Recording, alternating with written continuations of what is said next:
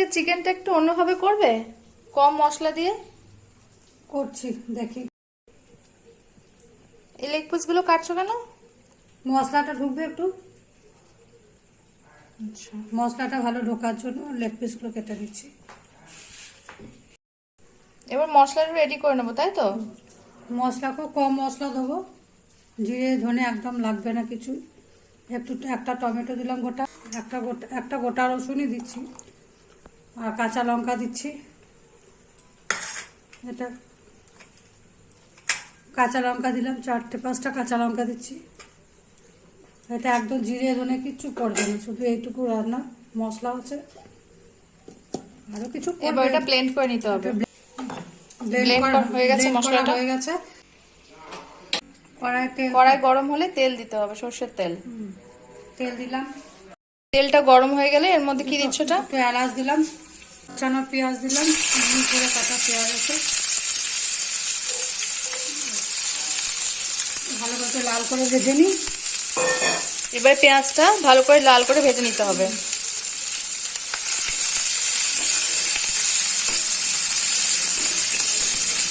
সামান্য একটু নুন দিই, তবে তাড়াতাড়ি ভাজা হবে। একটু নুন দিলাম, তাড়াতাড়ি ভাজা হয়ে যাবে, ভালো করে লাল করে ভাজা হবে।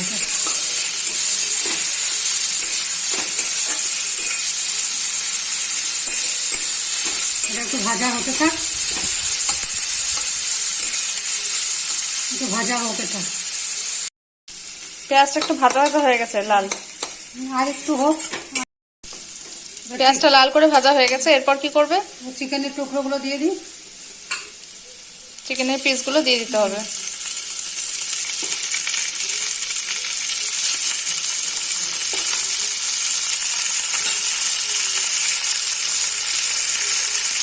চিকেনগুলোকে পেঁয়াজের সঙ্গে একটু ভালো করে ভেজে নিতে হবে। চিকেনগুলোকে পেঁয়াজের সঙ্গে একটু ভালো করে ভেজে নিতে হবে, ভালো করে একটু ফ্রাই হতে দিতে হবে, তাই তো? একটু ভালো করে ভাজতে হবে, ভালো করে একটু ভেজে নিতে হবে। একটু ভাজা হোক সেটা। আর এবার কি দেবো? হলুদটা দিলাম, অল্প হলুদ। একটু ভাজা হবে। এবার ভালো করে ভেজে নিতে হবে চিকেনগুলো। ভালো করে ভাজা হোক,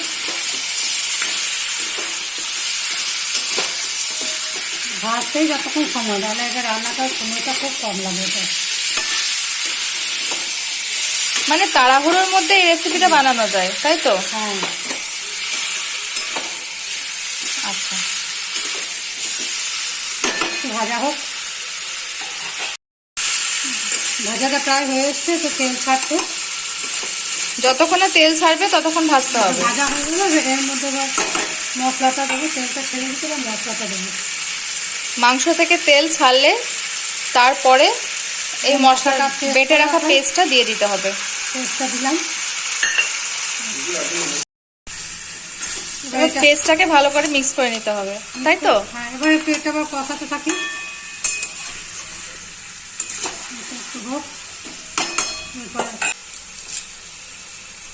এরপর কি দেবে?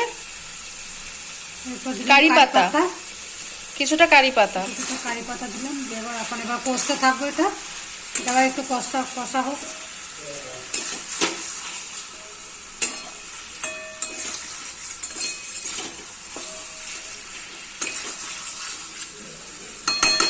আগেটা একটু কষতে থাকুক। তখন আমি অল্প নুন দিয়েছিলাম, আর একটু নুন দিতে হবে। পুরোপুরি কষা হয়ে গেছে মোটামুটি? না, হয়নি, তাই তো? না, হয়নি, এখনো হয়নি, আর একটু হবে, কষাটা। 5-7 মিনিট লাগবে কষা করতে। চিকেনটা তো ভাজাই আছে, খুব বেশি সময় লাগবে না, আর একটুখানি হোক।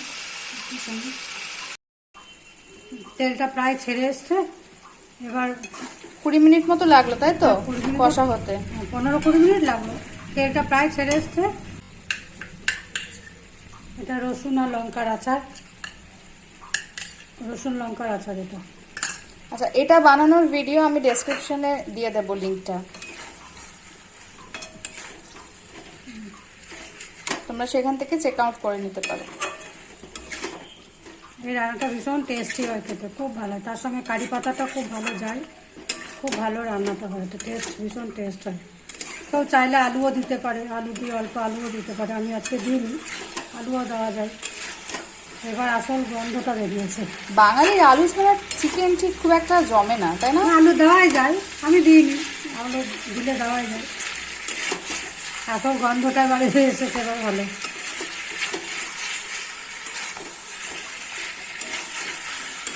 কারি পাতা এদিকে আচারের গন্ধ মিলে ঘরটা মোমো করছে। এবার এবার একটু ঢাকা দিয়ে দিই, অল্প একটু ঢাকা দিয়ে দিলাম, কতক্ষণের জন্য?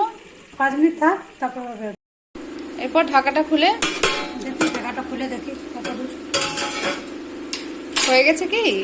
একটু তেল ছেড়ে দিয়েছি। হয়ে গেছে তাহলে।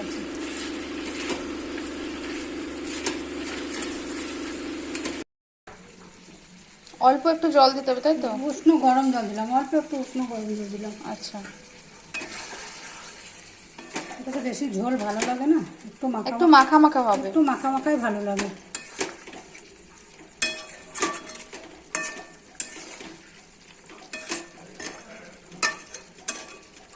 আর 2 মিনিট মতো ঢাকা দিয়ে দিই, জল দিলাম তো, 2 মিনিট ঢাকা দিয়ে দিই।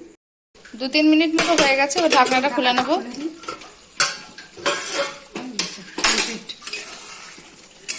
মতো লেবুর রস দিতে হবে, তাই তো? লেবুর রস দিলাম একটুখানি।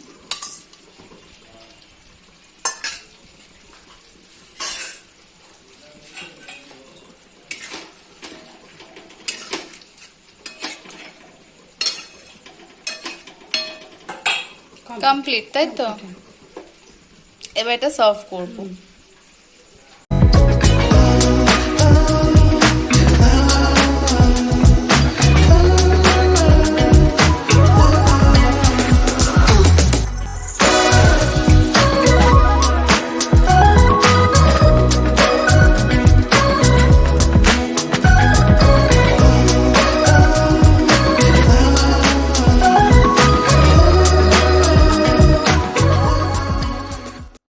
সো আজকের জন্য ভিডিওটা এতটাই। দেখা হচ্ছে নতুন একটা রেসিপিতে, ততক্ষণের জন্য হ্যাঁ, like, share and subscribe to Bhojan. Till then, stay safe, stay healthy, take love.